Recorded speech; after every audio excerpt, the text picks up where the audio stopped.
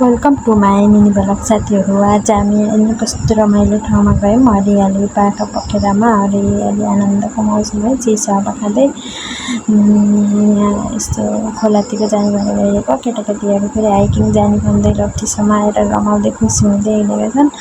अनि यहाँ फेरि बाटोमा यस्तो ढुङ्गाढुङ्गी देखेर यहाँ माथि माथि चढे हाइकिङ हिँडेको हामी भन्दै। अनि फेरि मेरो छोरीले पनि जान पर्यो रे। अनि यता फेरि खोलामा जान हिँडेको। यहाँ खोलामा फेरि धमिलो पानी आइरहेको थियो, पानी परिरहेको थियो नि त, त्यही भएर खोला धमिलो। अनि यता पुलतिर जाने भनेर हिँडेको खासमा।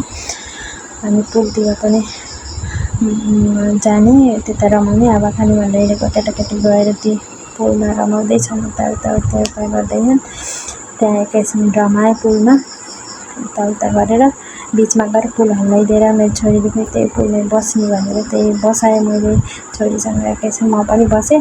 अनि फर्किने भनेको ऊ चाहिँ रोएर त्यही बसिराख्यो। बगानी भनेको थियो। अनि उसलाई लिएर हिँड्नु लागेको रोएर। फेरि यो यता नैनाले फुलाउँदैछ क्या, यो नैनी हो मेरो दिदीकी छोरी, यसले फुलाउँदैछ। अनि उसले मानिने बगानी भन्थ्यो। अनि फेरि हामी हिँड्यौँ गाइज।